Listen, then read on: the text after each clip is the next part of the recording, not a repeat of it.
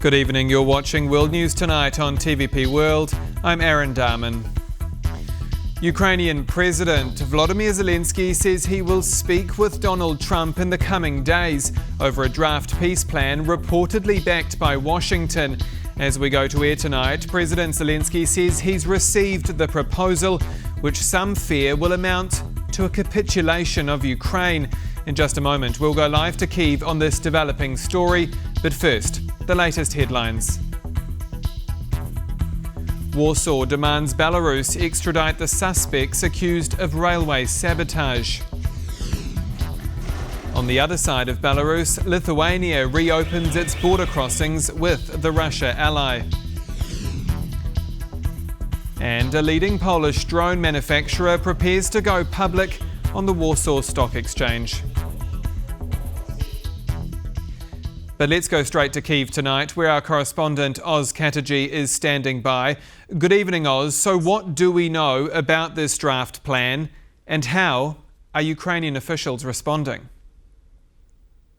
Well, the details of this plan, or parts of the plan, were leaked to the press yesterday evening, something that the Ukrainians and the Europeans may have been slightly blindsided by. The Office of the President released a statement on Thursday confirming that they had received those plans. Let's take a quick look at part of that statement after it was released. From the very first seconds of Russia's invasion, Ukraine has sought peace, and we support all substantive proposals capable of bringing genuine peace closer. Since the beginning of this year, Ukraine has supported President Trump's proposals aimed at ending the bloodshed. We are ready now, as before, to work constructively with the American side, as well as with our partners in Europe and around the world, so that the outcome is peace. In the coming days, the president of Ukraine expects to discuss with President Trump the existing diplomatic opportunities and the key points required to achieve peace. So Kyiv striking a positive tone there in response to the receipt of these draft proposals. However, what is absent from that statement is any acknowledgement of the kinds of concessions that have been floated around in the press. And indeed, shortly before we came onto air this evening, President Zelenskyy released another video statement following his meeting in Kyiv with a senior US military delegation, in which he said peace is needed and we appreciate the efforts of President Trump and his team to restore security in Europe. So again, Kyiv is currently playing this by striking a very positive and welcoming tone towards these proposals. But what we still don't know is how Kyiv is going to react to these kinds of conditions that may be put forward in this plan. For more on what that plan entails, Gabriela Fresnak has his report. The details of the peace plan presented to President Volodymyr Zelenskyy have yet to be confirmed by any official source. Earlier this week, Axios reported that the 28-point plan would require Ukraine to give up the Donetsk region and reduce its army by half. Ukrainian armed forces would also be banned from owning long-range missiles. Eastern Donbas would remain part of Ukraine in name only, and Russia would pay an undisclosed rental fee for de facto control of the region. A peace deal in this form has been met with little support on the streets of Kyiv. I think that even if heads of state reach this kind of agreement, it will not be accepted by the people, by the military, and those who have already given so much and are giving a lot for this. I hope Zelenskyy will not agree to such terms. These conditions are not acceptable for Ukraine. Several EU foreign ministers who are currently at a summit in Brussels stressed that peace can only be negotiated with Ukraine's European allies at the table. The EU has a very clear two-point plan. First, weaken Russia. Second, support Ukraine. All negotiations about any further peace development of Ukraine can only be discussed and negotiated with Ukraine, and Europe will have to be included. End the war in Ukraine. Zelensky's office said in a statement that he will discuss the details of the plan with Trump in the coming days, but it is unclear whether Ukraine's European allies will be involved. It's not the first time. The U.S. has sent their negotiating teams, led often by Mr. Witkoff, to meet with their Russian counterparts without coordinating or discussing anything with either European or Ukrainian leadership. If some agreement comes about between the United States and Russia about Ukraine and involving Europe in any way without the input of Europe and Ukraine, I'm here to tell you that's going to be a real disaster. The controversial proposal comes at a time when Zelensky's office is dealing with a major corruption scandal which has weakened his standing both domestically and abroad. Pressure is mounting on President Zelensky to take stronger action and hold senior officials to account in order to restore public trust and ensure Ukraine stays on the path towards EU membership. For TVP World, Gabriela Fesnak. Poland is demanding Belarus hand over the two suspects accused of blowing up a railway line in the country's east on Russia's behalf. It comes as Warsaw shuts down Moscow's last remaining consulate in Poland, with officials warning the attack could have led to a fatal disaster. Kazimierz Słyszak reports. Now that Poland knows the identities of the two agents hired by Russia to derail trains last weekend, the Polish government is determined to bring them to justice. This is one of them, Yevgeny Ivanov, a 41-year-old Ukrainian national contracted by the Russian Military Intelligence Service, GRU. He and another Ukrainian national, Alexander Kononov, fled to Belarus immediately after blowing up one of the rail tracks in eastern Poland. Warsaw is now demanding that Minsk gives them up. Apart from the diplomatic note, there are also other Polish institutions involved, the security services, the prosecution. But let's be honest, Belarus is still refusing to give up the migrant who stabbed a Polish soldier on the border a few months back, so we can't kid ourselves about their intentions. The two saboteurs, hired by Russia, set up explosives on a stretch of rail track near the village of Mika on Saturday evening. One of the charges failed to go off, which prevented the entire track from being destroyed. Over the next several hours, at least 9 trains filled with passengers passed over this section. If not for sheer luck, one of these trains could have crashed from this embankment. According to Polish officials, the choice of this location was not incidental. Sabotage is when you damage property.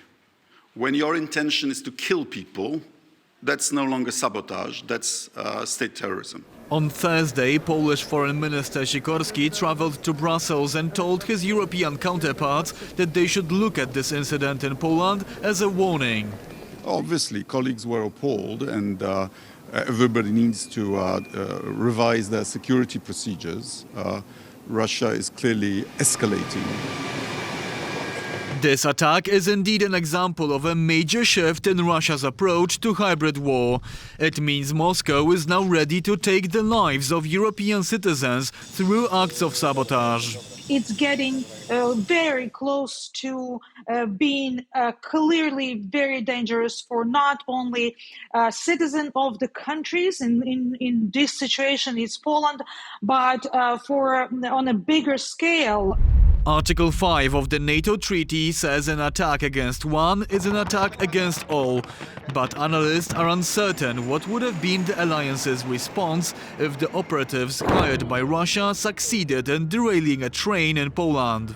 Or have the red lines of what an attack is and what an attack isn't changed?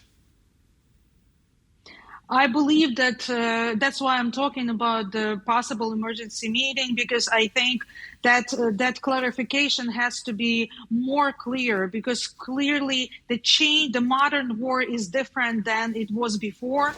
And these conversations will be taking place in the near future. At the request of Polish MEPs from the European People's Party, the European Parliament will hold a debate on the rail sabotage incident next week. European leaders are also to meet for the European Council summit in mid-December, where the issue is likely to be raised. For TVP World, I'm Kazimierz Łysiak. Diplomatic sources have told TVP World tonight that Poland and Germany are planning to hold high-level consultations in Berlin early next month. Asked to confirm the meeting, Polish Foreign Minister Radosław Sikorski revealed preparations are on track.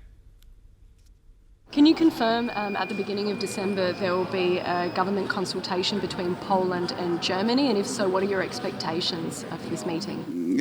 It seems that everything is going according to schedule, yes.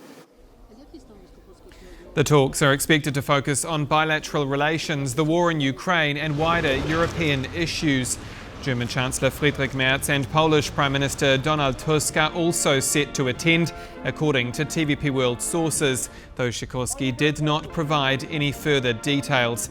The pro-EU Polish government has made it a priority to rebuild ties with its western neighbour, following 8 years of rule by the right-wing Law and Justice Party that harbours strong historical grievances against Germany. Tensions between Warsaw and Berlin also flared earlier this year over a border spat linked to migration. Lithuania is reopening its border crossings with Belarus just weeks after shutting the line of contact over smuggling balloons entering the country's airspace. Vilnius airport was repeatedly brought to a standstill last month by the balloons carrying illegal cigarettes. Alexandra Bulenda has more. Lithuania has reopened 2 of its border crossings with Belarus, ending 3 weeks of detours, delays and diplomatic friction. The checkpoints at Salchininke and Medeninke are operating again as of Thursday, after Vilnius declared that the security threat which triggered the shutdown has eased. The closures began in late October, when dozens of helium-filled balloons packed with contraband cigarettes floated in from Belarus, repeatedly breaching Lithuanian airspace and forcing temporary airport shutdowns in Vilnius and Kaunas. Vilnius condemned the balloon flights as hybrid warfare operation and shut the border crossings as a security measure. This week, the government said the risk has diminished. The circumstances have changed, and the restrictions on crossing the state border issued on October 29th by resolution number 733 of the Lithuanian government are no longer needed to ensure domestic security. The reopening comes just days after Poland resumed operations at 2 of its own checkpoints with Belarus, helping unlock talks with Minsk on stranded trucks, migrant flows and smuggling routes. Belarus has reportedly signaled a willingness to cooperate. For travelers, the return to normal couldn't come soon enough. Some spend long hours waiting for midnight to strike. There was no point in driving an extra 100 kilometers to reach another border crossing. That's why I'm here. I've probably been waiting around 8 hours now. For us, there were no difficulties, but I know that for others it was inconvenient to have to return home via Poland. Tonight, traffic is flowing again, but the episode leaves a clear message. In this region, even a balloon can become a geopolitical weapon, and Lithuania isn't taking its eyes off the skies. For TVP World, I'm Alexandra Bulenda.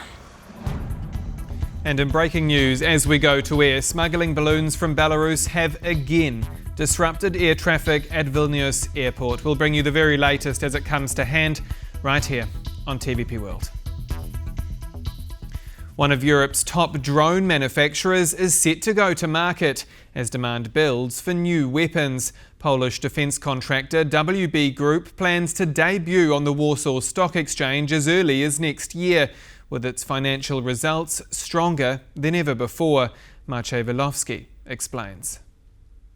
I'm standing here inside the showroom of WB Group, a Polish defense company which has become the biggest manufacturer of drones in all of Europe in recent years, releasing products like the famous Fly-Eye reconnaissance drone in front of me here. Now, the company's finances are in better shape than ever before thanks to new military contracts and weapons deliveries. And the company could see its debut on the Warsaw Stock Exchange as early as next year.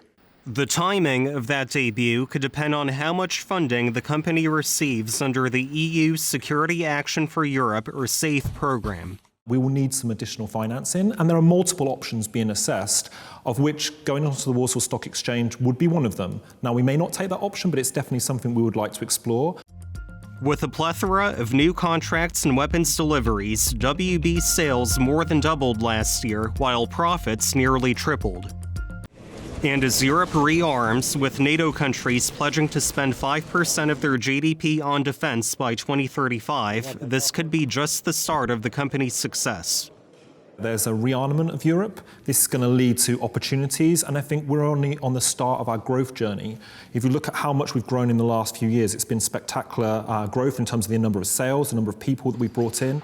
Drones, particularly the Fly-Eye unmanned aerial system, have become some of the company's best-selling products in recent years. Just last month, a new contract was signed to supply the Polish military with more of these drones. And Fly-Eye deliveries to Ukraine go back as far as 2015. The presence of the WB Group in Ukraine isn't a novel thing. We've been operating there since 2014. That was when the first contracts were signed to supply Ukraine with Fly-Eye drones. The deliveries have helped Ukraine's military tilt the battlefield advantage against Russia. Throughout all of the defense of Ukraine, Fly-Eye and our loitering munitions platforms like Warmates have been heavily involved in the defense of Ukraine. WB's products, from drones to navigational systems, have increasingly gained international recognition, with purchases from countries ranging from Sweden to Malaysia. Regardless of when it debuts on the stock market, WB Group has become one of the biggest success stories in Polish business in recent years. Maciej Wilowski for TVP World. 80 years ago today, in the German city of Nuremberg, Nazi leaders faced their first reckoning of justice since the end of World War II. The infamous trials are widely regarded as setting the basis of international criminal law. And as Diana Skyer reports, those same principles are again being put to the test. It was the moment humanity put evil on trial. 80 years ago today, the prosecution of 22 major Nazi German officials began in Nuremberg. For the first time in history, individual leaders were forced to answer to the world for their crimes. Held between November 20, 1945 and October 1, 1946, the trials sentenced 12 defendants to death, acquitted 3, and imprisoned the rest. 177 more Nazi Germans were later convicted in what were called the subsequent Nuremberg trials, which continued all the way into 1949. The trials also proved that justice could reach even the most powerful, a lesson echoed decades later when Adolf Eichmann, one of the Holocaust's key architects, was captured in Argentina by the Mossad and sentenced to death by an Israeli court in Jerusalem in 1961. The Nuremberg trials became the foundation of modern international justice and the blueprint for The Hague's International Criminal Court, founded to prosecute crimes against humanity. Issue of accountability, that when you commit these crimes, no matter how long it takes, you will be held to account for the commission of those crimes. And those principles are being tested again today, with countless war crimes committed by Russia and Ukraine, from the deportation of Ukrainian children to deliberate targeted attacks on civilians. The pressure is growing for a modern Nuremberg. We need that Russia loses the war, and we have a second Nuremberg trial over Putin, and this is a secure element, basis of security to Europe. That's Estonia's foreign minister, convinced it simply has to happen. But justice and politics are often at odds. With shifting geopolitical deals, some fear the push for accountability is fading, even as investigators continue collecting evidence in Ukraine. At the moment, it is more like wishful thinking, because no matter what goes on in Ukraine, no matter what crimes are committed, the chances of senior Russian figures, be it political or military, facing justice is actually quite remote at the moment. You also have the inability to arrest, like the ICC can issue arrest warrants, which it has done, but it has no police force, it has no sort of long arm of the law that can reach out and grab these people and haul them off to a detention cell. And now, 80 years after the Nazi perpetrators pleaded not guilty in the courtroom, an upcoming film on the Nuremberg trials aims to bring the legacy of these proceedings back into sharp focus. As the world faces a familiar question, will justice be served again? For TVP World, I'm Diana Skaya. We return now to our top stories. Reportedly, US-backed peace plan for Ukraine and the fallout of the railway sabotage attack in Poland. Here to break it all down is Diane Francis, Senior Fellow at the Atlantic Council. Good evening, ma'am. Good evening. So we're hearing tonight that President Volodymyr Zelenskyy has received a draft peace deal from Washington, which reportedly includes land concessions, cutting the country's military. I've also just received from our excellent producers some notes from what Caroline Levitt, Donald Trump's spokesperson, has had to say in the last half hour, noting we are having good conversations with both sides and we believe Ukraine plan should be acceptable to both sides. But in your mind, this plan that has been reported, is it a Ukrainian capitulation?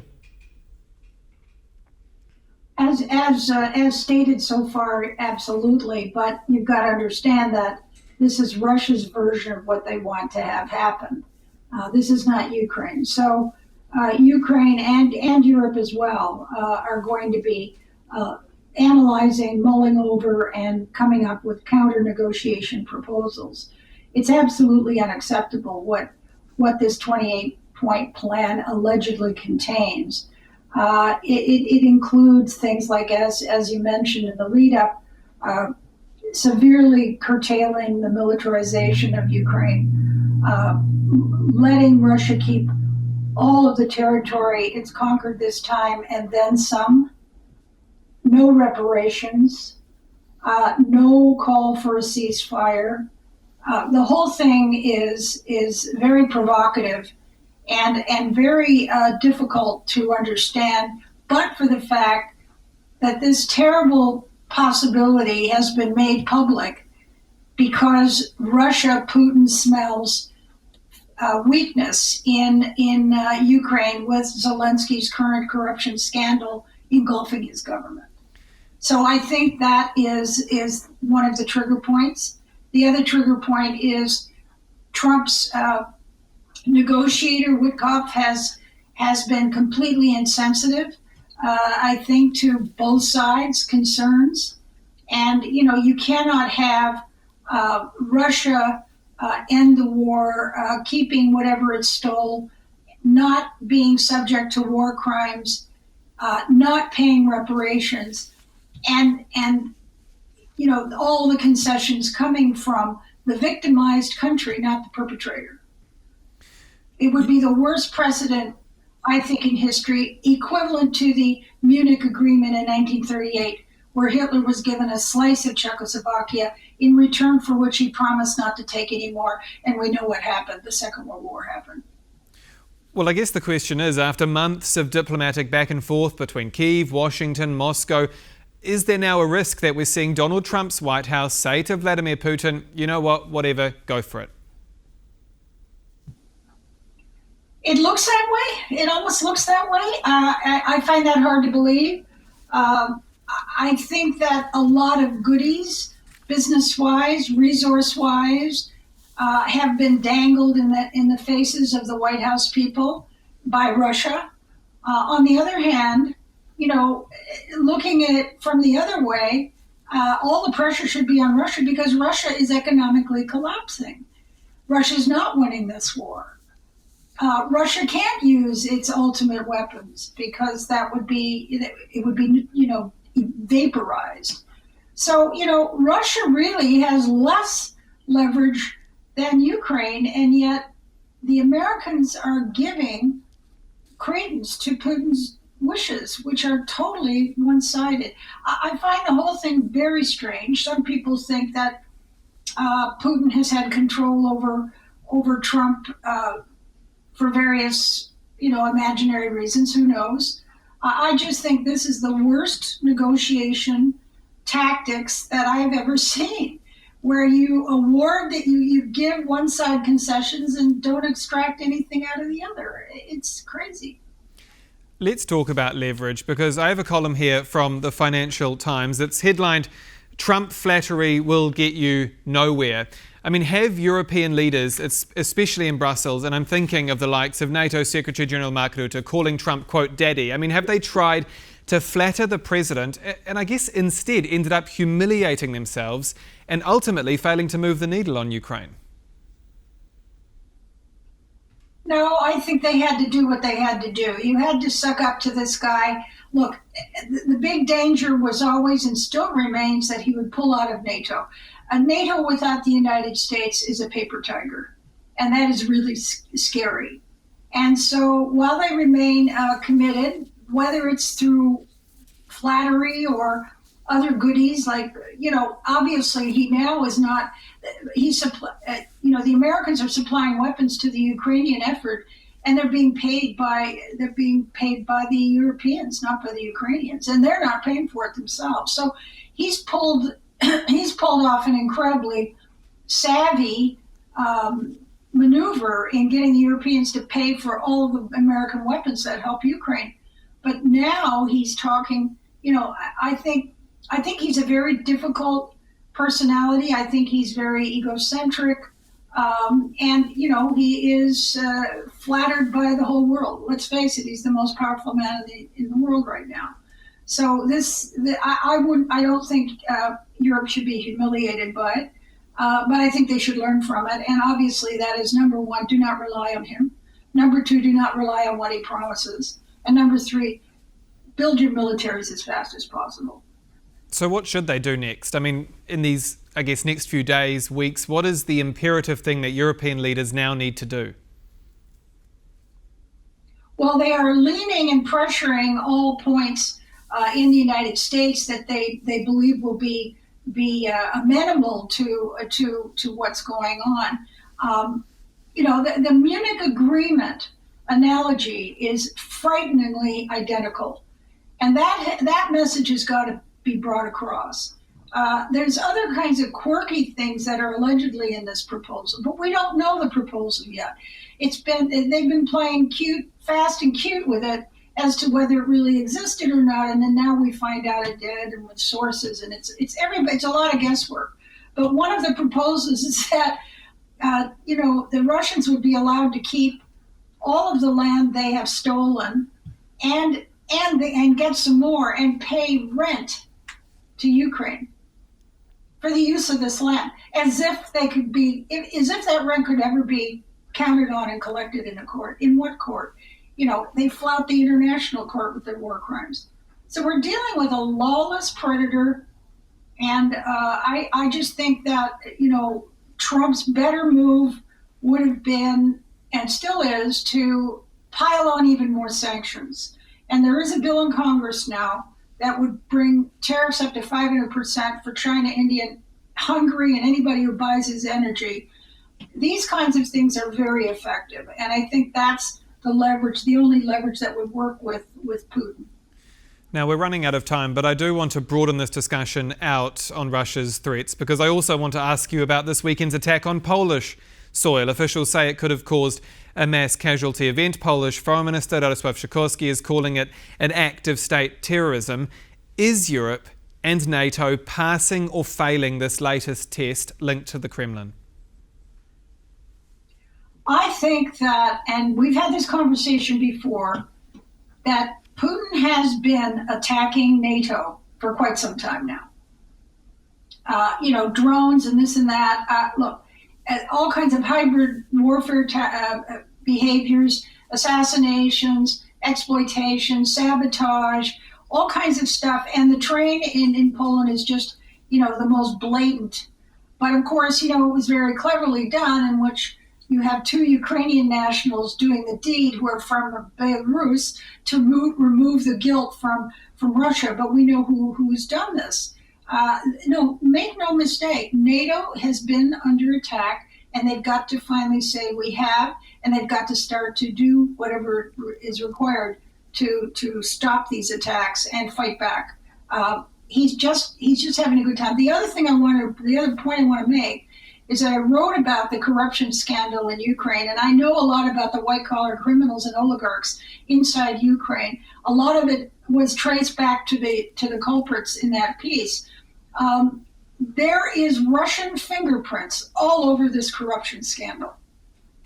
At the heart of it may be some people who are already in jail, bad guys, who have done this at the behest of Russia to do exactly what's happened now, have it blow up in Zelensky's face, strip his influence among his allies, worry his allies, and then get them to accede to the wrong kind of agreement to stop the war. Diane Francis, Senior Fellow at the Atlantic Council. Always a pleasure. Thank you again for your time. You're welcome. And that's all for World News Tonight. Do stay with us here on TVP World. I'm Aaron Darman. Good night.